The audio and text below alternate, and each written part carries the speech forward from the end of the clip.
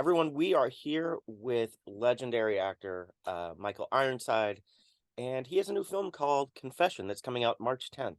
Michael, how are you, sir? I'm.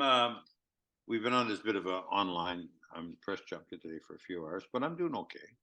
Yeah, is it kind of a long haul? I mean, how long No, how no. long are you It going to be look. doing this I'm today? as you probably know. I don't get out behind a lot of films. I really don't. I try and keep as private as possible.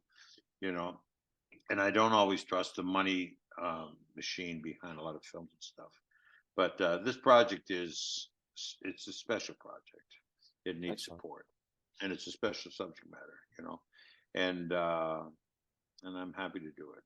You know. Can you tell us about it? Confession. Yeah. Um, it deals with the subject matter, and in a very, it deals with uh, sexual assault, date rape, sexual misconduct, um, and it. Um, I play a character in it who is a. I play a character in it, a detective who is asked by a young, attractive, new assistant district attorney, who I think is politically motivated, to reopen a case that's almost 3 or 4 years old. It's put on a shelf. And I'm a very inflexible older guy who's near his career, near the end of his career. And it's basically why this was resolved and dealt with 4 years ago. With that, I don't trust what she wants to do with it. So Mhm. I come from a very inflexible position. And by the end of the film, if you take the arc of that character, he's basically a champion for the cause, and has and the scales have come off his eyes, and he realizes that he's overlooked something, and he came from a very inflexible position when he did it, and it really addresses the idea that that when it comes to sexual misconduct in public and stuff like that, we not only it's not only horrible, but we often vilify the victim too. There's a scene in the film where, God love him, Matt Tompkins came up from Texas to give us half a day on this, where he's the guy that's berating a witness who's reporting being raped. And he's talking about the way she's dressed and how vivaciously she has her hair and stuff like that, and how there's a confrontation between him and I, and he basically slaps me with the case and says, "Take it, it's all yours." But that's a little bit of backstory. A friend of mine came to me a few years back who had been raped, and I was talking to her about it, and she talked about she was on a date, and when first date, when she got home, the guy took her home. She basically went to her place and he kicked the door in and raped her. She called the police, went to the hospital, got a female doctor, and the female doctor berated her while doing the test, saying, What? yes, said basically, look at the way you're dressed. Were you drinking? What did you expect? You got your ass hanging out in public. And so it's not only a male female, it's predominantly a male audience that we're trying to educate here. And also to bolster women who have been in a situation like this where they can step forward, you know. But at the same time, it's a subject matter in society I think that has to be addressed. Sexual misconduct, and it's we're in a society where men and women are equal. Women are a little more equal. In Yeah. a lot of parts of the world, men are a lot more equal. And being a father of two daughters, uh, our youngest, she's now in her mid-20s, but when she was 14, I thought I should have the conversation with her about you're going to be dating, what's appropriate, what is inappropriate stuff. And she was very patient with me in the middle. And she said, "Dad, what were you taught in sex class, sexual education?" I said, "How to wear condoms and venereal disease." And I was telling her all about this stuff, and you know, and contraception and stuff. And she says, "Yeah."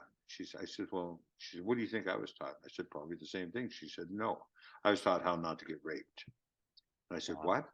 She says, "I'm taught, if I'm going to be out and I'm alone and I'm wearing heels and I'm in a formal outfit, maybe take a pair of flat shoes with you and slip those on, when you're on your way to the car so you can run in them because you can't run in heels. Don't wear your hair in a ponytail when you're in public. Let your hair down if it's in a ponytail if you're alone so your hair can't be grabbed. stay away from dark places like streets, stay in well-lit areas, stay in, and it kind of, it was like, I was in my 40s at the time, and I thought I was very well versed in the subject matter, and I wasn't. I had not heard it from another point of view, where she was basically at 14 being taught that she was moving into a predatory society, and that she had to look at the universe in a completely different way. Mhm. And that's what we're doing with this subject matter here. Well, We're it's trying to it, educate yeah. and not sort of point the villain and vilify people. But my character, I think, I remember talking when it was sent to me. John Keys, the producer, sent to me. He's a friend of mine. He said, "There's a project I've got, and I want to do it, and I'd like you to play this character." And he put me in touch. I said, "Yeah, I read. It speaks to me. This is a really, really well written piece." And then he put me in touch with Dana Hansen, the director, who's become a friend over the years. And we talked about it, and we decided. Have you seen the film? Yes. The scene in the bar Mhm. where there's myself and Jillian, who's the assistant DA, and our backs turned towards camera, and I'm just mulling it over. And you see me turn, and as I open the camera, that's where that crack happens, where he starts considering, wait a second, maybe I got this wrong. Wait, what? You mean? And there's that shift that happens, Mhm. and we want, and I talked to Dana about it, our director, and I said, well, where the audience we're trying to reach is represented by my character. Right. And it's not, look, this is not a docudrama where we're trying to hit everyone over from a bully pulpit. We're not trying to beat you over there with the subject matter. There's a murder mystery involved, there's sexuality, there's good people, there's bad people, there's a whole lot going on in this film. I find it very entertaining with a very important message underneath it, that this subject matter has to be broached, and we have No to talk. question. Yeah, We have to talk about it no because question. dialogue changes everything. You've worked with a lot of legendary directors over your vast career here. Let's talk about working with Dana Hansen. Uh-huh. Uh, how does she how does she compare to some of the other directors you've worked with? What are Well, her look, strengths? directing is a very difficult thing. I've also directed some of that, and I've actually had to stunt direct when directors have nervous breakdowns in the middle of films and they wander off and don't come back. And Yeah. producers ask me to step in. I won't mention the films because I'm under an NDA, but um, you'd be surprised how often that happens. We're in the middle of a location. We've got 3 days there, and the director's had a nervous breakdown. Mike, can you take over? Just till we can find somebody. But Dana was very like the thing that what Excuse me. happens with casting. It's good is it starts with choosing the material, knowing how you want to do it and how you want to approach it, then casting it correctly, getting the right people to play the right characters, and then basically if you do it right, a director just has to say faster, slower, louder, softer. You know, Mhm. not always that happens because on larger budget film there's a lot of money involved. And what you have to do is you have to stunt cast, and you get a lot of names involved that might not be right for the character, but they're right for the distribution, and it can be very difficult. But we were gifted in this situation where Dana had a free hand to cast, and I think she did a fabulous job casting this thing. You know, Wonderful. Clark plays the who I think is a politically motivated kind of young DA, very attractive young woman who I think has got politically motivated. She just wants to climb the ladder at my expense, and turns out to be somebody who is actually has an honest and a backbone, in this character she's playing, and she has integrity. Sarah Hay did a fabulous job playing the victim and all the duality she plays in this project. Did an amazing job on that. Talking about Matt Tompkins coming up. Oh, Sterling Beaumont. He plays the character who's the bad guy in this thing, one of the bad guys. And he didn't pass comment on the character. A lot of actors go, they'll play a caricature and let everyone know they're playing a caricature. Right. He did. He committed to being an absolute asshole. And no, and I swear to God, that's hard to do when you're playing somebody like him who's born with almost all this sterling silver in his mouth. It's like he's got every opportunity, money, property, prestige, all that stuff behind him, and play that kind of character without any apology. And I thought he did a fabulous job. you know, or Rob Guillemera, who played my partner in this. He, you know, I'd never heard of him, never worked with him, and he's a fabulous actor who, you know, stayed within his realm. Everyone stayed within their realm. They weren't trying to steal. We were there to support the subject matter and the script. Very Sounds well like an done. amazing team. It sounds like an No, amazing team. I don't. I'm not waxing on. I don't usually do this. I don't do a lot of press. This is a subject and a property I think that needs to be seen. It's entertaining too. It's not. It's not like oh, boom, boom, boom.